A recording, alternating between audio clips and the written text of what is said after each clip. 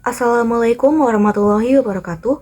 Hi, my name is Jenarlistina Manggaran from English Education Program 4th semester. This video was made to fulfill the examination of Translation 1. The topic here is expressive, informative, and vocative function in translation. Okay, the first topic it will be explain about the meaning of expressive function, and the second the meaning of informative function. The third is the meaning of vocative function, and the fourth is conclusion. Okay, let's start to the first material. The meaning of expressive function. The expressive function in translation refers to conveying the subjective attitude or emotion of the writer or speaker towards the subject being described. Jadi, the expressive function ini merupakan sebuah metode menerjemahkan menggunakan perasaan, gitu ya. Jadi dalam menerjemahkan sesuatu tentu kita harus menerjemahkannya secara benar, dan kita juga harus mengetahui misalnya kayak kultur-kultur dari si negara tersebut gitu. The example of expression language here is slang, idiom, vulgarisms, and taboo words, diminutive and hypocrites, interjection and onomatopoeic words, word order and use of small function, and then word ending. Ya, jadi contoh dari expressive function sendiri ini seperti slang, idiom.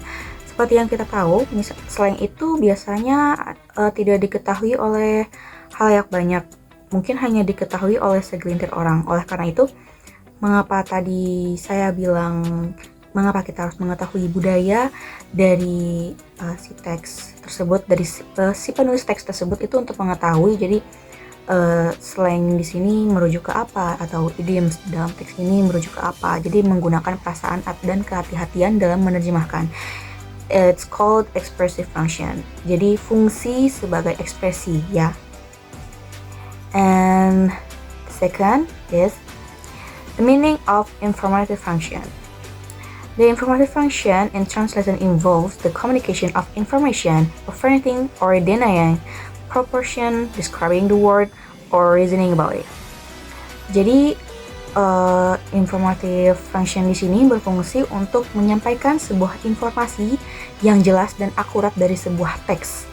Jadi kita menerjemahkan ini fungsinya untuk memberikan informasi kepada para pembaca agar mereka dapat mengerti dan paham betul mengenai teks yang mereka baca atau terjemahan dari teks yang mereka baca. Oleh karena itu, kita menggunakan si informative function ini. Jadi memang lebih fokus ke bagaimana si teks ini menjelaskan sesuatu dan informasi apa yang sebenarnya terdapat dalam teks tersebut gitu ya. Kita harus mencari tahu itu sebelum menerjemahkannya. Setelah kita mengetahuinya baru kita terjemahkan sehingga para pembaca itu dapat mengerti apa yang dimaksud oleh teks tersebut. And then is the meaning of vocative function. This function is used to appeal to the reader or listener. The core of this function is the readership, and the purpose is to act, feel, or think in response to the text. Jadi, vocative function ini adalah sebuah fungsi yang bersifat mengajak. Jadi ketika seseorang sudah membaca teks tersebut, hatinya tergerak untuk melakukan sesuatu yang ada di teks tersebut, begitu ya. Misalkan contohnya adalah sebuah terjemahan di dalam Al-Quran. Setelah kita membaca terjemahannya, kan hati kita jadi terenyuh gitu untuk mengikuti apa yang diperintahkan oleh Allah Subhanahu wa Ta'ala dalam Al-Quran tersebut. Dan itu jadi kita menerjemahkannya atas dasar untuk mengajak orang-orang yang membaca teks tersebut itu untuk melakukan sesuatu hal yang diinginkan dalam teks tersebut. Selain dari kutipan di Al-Quran atau arti dari surah di Al-Quran, juga bisa seperti teks apa ya, iklan. Jadi kan kita iklan itu bersifat persuasif, mengajak gitu, kayak membujuk, ayo we do this thing gitu kan. Jadi vocative function sendiri di sini adalah untuk mengajak fungsinya.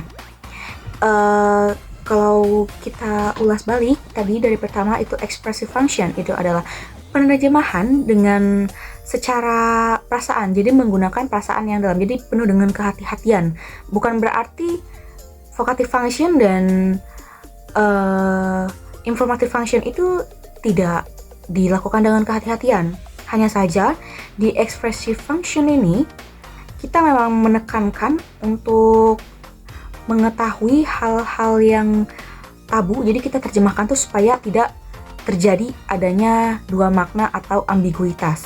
Oleh karena itu, kita harus mengetahui dulu maksud dari si penulis untuk menulis teks tersebut itu apa, latar belakangnya apa, lalu setelah itu baru kita terjemahkan ke dalam bahasa apapun begitu.